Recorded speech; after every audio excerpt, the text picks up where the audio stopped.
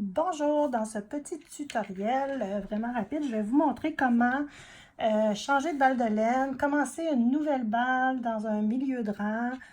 Sur le côté, si on change de couleur, qu'est-ce qu'on fait? On me demande souvent si on doit faire un nœud. Moi, j'essaie d'éviter le plus possible les nœuds parce qu'un nœud, ça devient...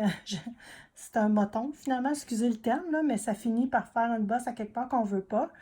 Donc, je pense que, en tout cas, moi, j'en fais jamais. Si vous voulez en faire un pour, mettons, sécuriser au départ, quand vous avez changé de balle ou quand vous avez changé de couleur, faites juste un nœud simple pour pouvoir le défaire quand vous allez rentrer vos fils par la suite. Donc, si je commence par dans mon milieu de rang, puis, par exemple, ma laine est terminée. Donc, il y a deux options. Donc, je vais vous en montrer une. Donc, je vais couper ça ici, puis mettons que j'ai plus de laine. Et je vais commencer un autre balle. Donc, je pars juste ici avec ma laine. Bien entendu, c'est rare qu'on fait ça dans un milieu de rang avec une autre couleur. Donc, ce que je fais, c'est que je commence à tricoter comme si de rien n'était finalement. Et, attendez, je pense que je vais prendre l'autre couleur pour bien que vous voyez là qu'est-ce que je fais avec mon petit bout. Mon petit bout jaune qui est ici. Donc, comme ça, voilà. Donc, quand je commence à tricoter, je tricote une maille. Puis avec mon petit bout ici, je l'ai déjà montré, je crois. Je viens juste passer par-dessus mon fil de tricot, de travail. Je tricote ma maille, je pique, je prends encore mon fil ici, mon petit bout, je le passe par-dessus. Comme ça. Même chose. Donc, je répète ça jusqu'à temps que mon petit bout ici soit terminé ou que vous jugez là, que la longueur est suffisante. Donc, ça rappelle un peu la méthode du jacquard.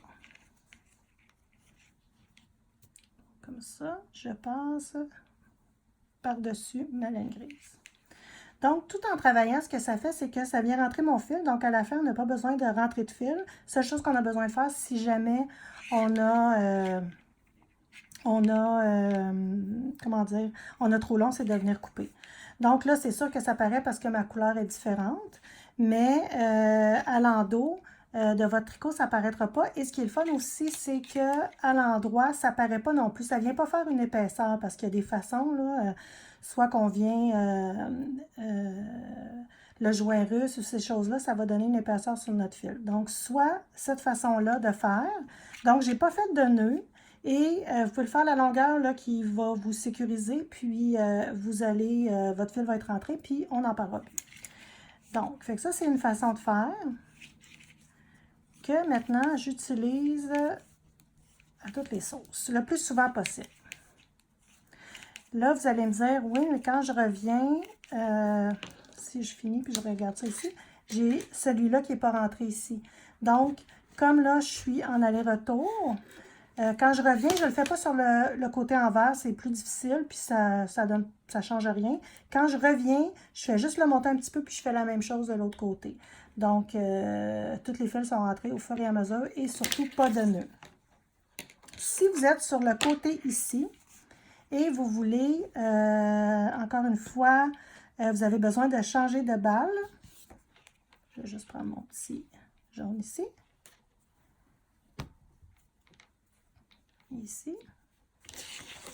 Donc, je fais la même chose, ou à peu près. Je prends mon brin, ma nouvelle balle que j'ai besoin de changer, et je tricote. Et bien entendu, si vous avez terminé, c'est pas un dérailleux, vous devez couper votre laine, ou c'est le début d'une autre balle. Donc, vous venez faire la même chose avec votre autre fil. Donc, vous allez venir croiser votre fil. Comme ça, donc votre fil va être rentré encore là au fur et à mesure que vous allez tricoter. Vous allez bien apprécier la chose, vous n'avez pas besoin de rentrer des fils par la suite. Donc voilà, c'est mes façons préférées.